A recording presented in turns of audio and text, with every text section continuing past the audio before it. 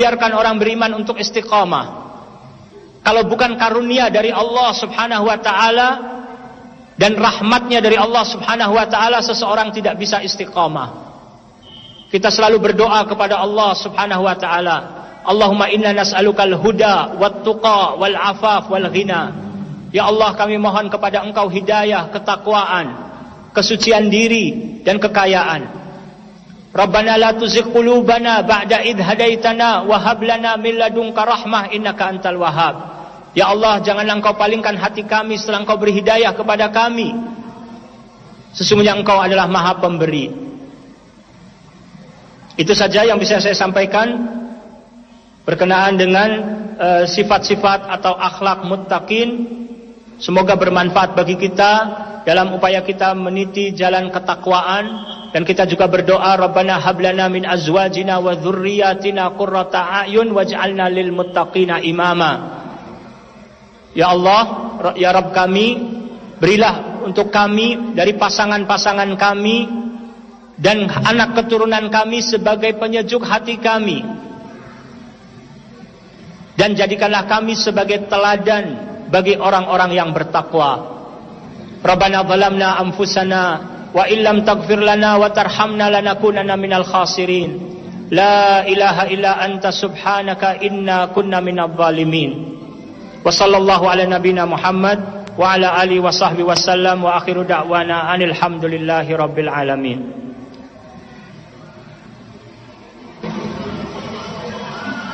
Bila ada orang yang tidak mau berpenampilan sunnah tapi muamalahnya baik, tapi dia tidak mau dilihat cara penampilan sunnahnya, supaya tidak dianggap sebagai orang yang soleh, bagaimana? Ya, ini perlu didudukan dulu pengertian berpenampilan sunnahnya itu bagaimana. Jadi ada penampilan sunnah tapi itu wajib, ada penampilan sunnah tapi itu hukumnya sunnah, harus dibedakan. Jadi apabila yang wajib, maka tidak bisa kita hindarkan. Artinya, misalnya bagi laki-laki haram hukumnya mencukur habis janggut, maka termasuk sunnah adalah memelihara janggut. Jangan sampai khawatir dianggap sebagai orang yang santri dan lain sebagainya, seseorang mencukur habis janggutnya supaya tidak dikatakan sebagai orang soleh misalnya. Tetapi kalau seseorang belum berkeinginan untuk memakai pakaian gamis misalkan, maka itu tidak mengapa. Ada orang yang beranggapan bahwa berpakaian yang sunnah adalah berpakaian gamis misalkan, tapi kenyataannya dalam aturan Islam tidak ada bentuk pakaian tertentu yang dikatakan sebagai pakaian yang sunnah, yaitu pakaian seperti gamis misalkan. Tetapi bagaimana aturannya adalah menutup auratnya, tidak ketat misalnya, dan tidak tasyabbuh. Walaupun nanti pembahasan tentang masalah pakaian celana panjang, apakah termasuk tasyabbuh atau tidak. Bagi di masyarakat yang biasa mereka berpakaiannya gamis, maka pakaian celana panjang dianggap sebagai tasyabbuh misalnya, atau mungkin pakai sarung, kebiasaan masyarakatnya. Tapi ketika kebiasaan di masyarakat di suatu tempat tertentu sudah terbiasa dengan celana panjang, maka tidak dikatakan sebagai tasyabbuh. Asalkan tadi ada batasan-batasannya, buka pakaian yang ketat dan menutupi auratnya dan seterusnya. Kemudian ada orang, jangan sampai kita saling mencela karena adanya perbedaan pandangan dalam berpakaian. Seorang yang berpakaian gamis jangan memaksakan atau mencela orang yang tidak berpakaian gamis.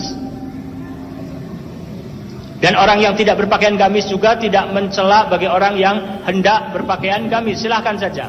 Tapi terkadang ada orang yang berpandangan, kalau saya menampakkan pakaian gamis padahal bukan suatu hal yang wajib, juga ada pakaian lain lagi yang bisa lebih mudah dianggap familiar oleh masyarakat, sehingga tidak adanya jarak misalkan, dan supaya bisa dakwah bisa lebih mudah diterima, maka itu juga sebagai suatu pandangan. artinya. Tetapi jangan mencela dan meremehkan masing-masing yang lain. Kemudian bagi yang melaksanakan sunnah dengan memelihara janggut, jangan juga merasa lebih baik daripada orang yang mencukur janggutnya habis misalkan. Karena kedudukan seseorang di sisi Allah tidak tahu. Allah yang lebih tahu siapa orang yang bertakwa di antara kalian. Bisa jadi orang yang mencukur habis janggutnya karena belum tahu tentang hukum tadi, tapi dia banyak melakukan juga amalan-amalan kebaikan, dia takut kepada Allah. Jadi ukuran untuk menilai seseorang bukan dari penampilan lahiriahnya, tetapi hendaklah kita berusaha untuk memperbaiki lahir kita dan batin kita. Dan hendaklah batin kita lebih baik dari lahir kita.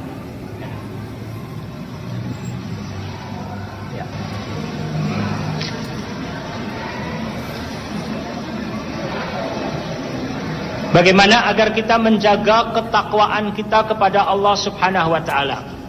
Ya, dengan kita berdoa kepada Allah, dengan kita rajin menuntut ilmu syar'i. Alhamdulillah, banyak majelis-majelis taklim yang mengajarkan Al-Quran dan Sunnah, banyak, hendaklah kita rajin untuk menuntutnya. Kemudian juga ada televisi-televisi Islam dan banyak sarana-sarana yang lain untuk menuntut ilmu Islam. Hendaklah kita juga bersahabat dengan sahabat-sahabat yang baik. Jangan bersahabat dengan orang-orang yang buruk yang akan mempengaruhi kita nantinya. Bersahabat dengan orang-orang yang mukhlis, bersahabat dengan orang yang orientasinya akhirat, bersahabat dengan orang yang imannya lurus, bersahabat dengan orang yang baik dan benar ibadahnya, bersahabat dengan orang yang baik akhlaknya. Itu penting sekali.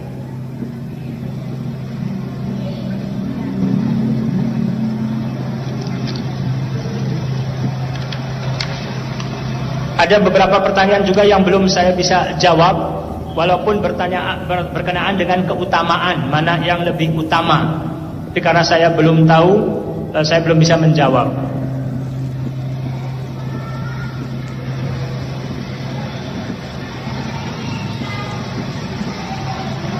Ya.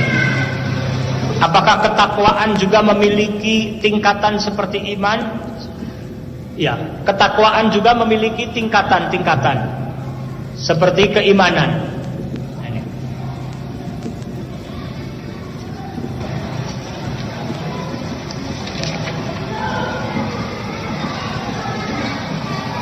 Bagaimana kiat kita dalam menjaga atau merubah akhlak yang baik dari kebiasaan buruk? Ya, akhlak ini bisa dirubah. Akhlak dari buruk bisa dirubah menjadi baik. Dan akhlak yang baik pun bisa berubah menjadi akhlak yang buruk, bisa. Maka perlu latihan, upaya mujahadah melawan hawa nafsu, dan banyak berdoa seperti tadi juga yang disebutkan, bergaul dengan orang yang baik, berdoa, menuntut ilmu, mudah-mudahan bisa merubah kebiasaan-kebiasaan buruk-buruk kita.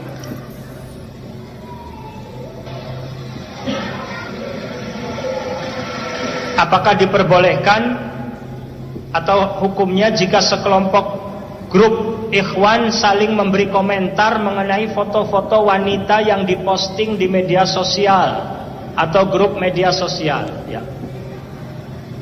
Ya.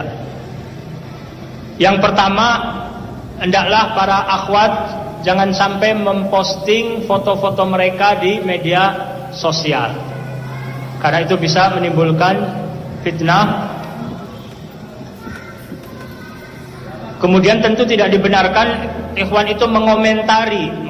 Kalau mengomentarinya dalam pengertian dia tidak sengaja melihat kemudian mengingatkan, menasehati, itu sebagai bentuk komentar, silahkan sebagai amar ma'ruf nahi mungkar. Tetapi perlu dipertimbangkan ketika kita punya media sosial, apakah mudaratnya yang lebih besar atau manfaatnya yang lebih besar. Kalau ternyata di samping ada manfaat, tapi ternyata juga mudaratnya sangat besar sekali, maka kita bisa menutup media tersebut atau tidak ikut dengan media tersebut, dan kita memilih media lain yang lebih aman untuk bisa berkomunikasi dan bisa berdakwah.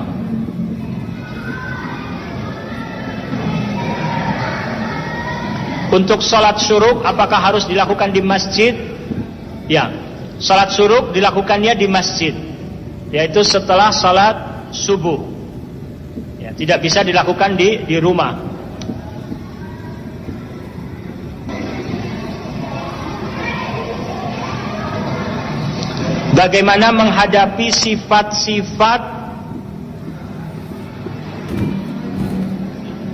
Bagaimana menghadapi sifat-sifat yang positif yang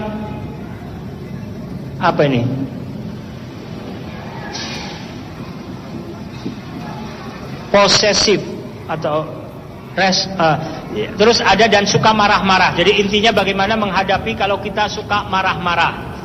Ya. Dalam Al-Qur'an tadi disebutkan sifat orang yang bertakwa, wal kadhimin